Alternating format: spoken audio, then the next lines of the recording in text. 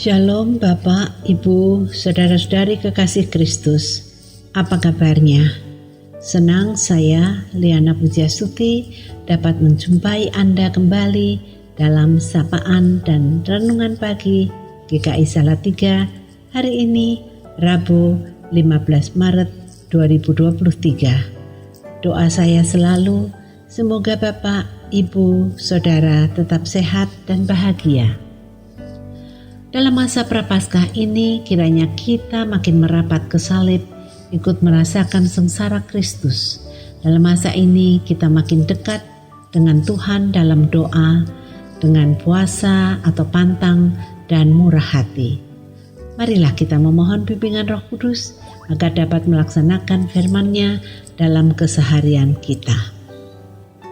Allah yang Maha Rahim, Pengasih dan Penyayang, inilah kami datang ke hadirat-Mu, memohon agar kami dapat senantiasa mengikuti kehendak-Mu dalam keseharian kami.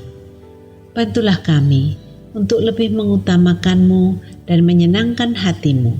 Dalam nama Kristus, Tuhan dan Juru Selamat kami. Amin. Saudara, renungan hari ini bertajuk Memikul Salib.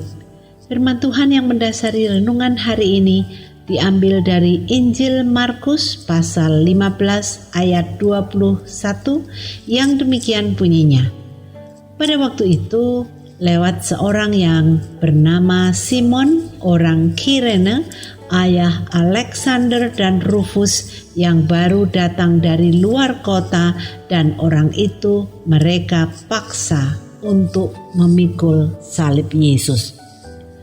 Saudaraku yang dikasihi Tuhan Yesus, Simon dari Kirene pasti tidak pernah menduga bahwa pagi itu ia akan ketiban sampur memikul salib.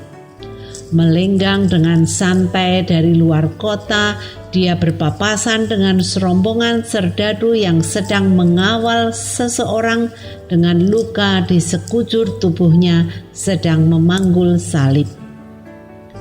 Dan tiba-tiba saja dia sudah ditarik oleh salah seorang serdadu dan dipaksa memanggul salib yang semula dipikul oleh orang itu.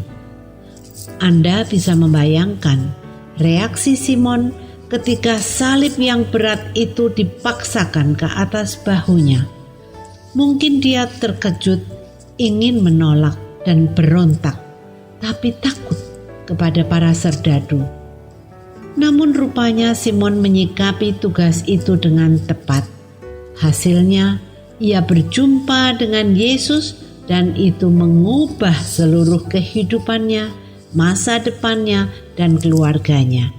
Putranya Rufus dan Alexander kelak dikenal sebagai tokoh Kristen terkemuka. Terdapat dalam Injil Markus pasal 15 ayat 21. Hasilnya pasti berbeda. Seandainya Simon waktu itu menggerutu, memprotes, membangkang, atau menolak memikul salib itu.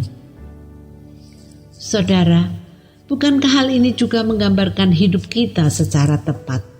Tiba-tiba saja, sekonyong-konyong, tak ada angin, tak ada hujan, tanpa alasan salib dipaksakan ke atas bahu kita, dipaksakan untuk kita pikul. Tetapi bukankah salib seperti itu yang justru bisa mengubah seluruh perjalanan hidup kita selanjutnya? Kita juga terkadang, bahkan ada yang seringkali dipaksa memikul salib, mengerjakan tugas yang bukan merupakan tanggung jawab kita. Kita tiba-tiba terjebak dalam situasi yang mengharuskan kita mengambil tanggung jawab, entah dalam bentuk materi, waktu, tenaga, rasa empati, atau dukungan moral lainnya. Apa reaksi kita? Ini tidak adil adalah kalimat yang sering terucap. Ketika menghadapi situasi demikian, kita juga ingin berontak, menggerutu, mengelak, bahkan menolaknya. Sejatinya salib adalah perwujudan kepedulian dan cinta. Karena cintanya, Kristus rela mati di salib agar manusia berdosa tidak binasa. Kristus dengan sadar, rela, dan sukacita memilih memikul dan mati di kayu salib karena menaati kehendak Bapa untuk keselamatan umat manusia. Saudara, salib apa yang sedang Anda pikul saat ini?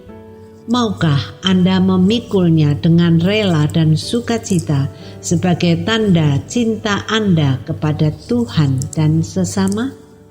Mari kita berdoa. Tuhan Yesus, ampunilah kami yang acap kali menggerutu karena beratnya salib yang kami pikul. Bantulah kami sebagai pengikut-Mu tidak hanya sekadar mau memberikan, mengorbankan sesuatu, tetapi mempersembahkannya dengan kerelaan, keikhlasan, ketulusan, dan sukacita. Dalam nama-Mu kami berdoa. Amin. Semangat pagi saudara, selamat memikul salib.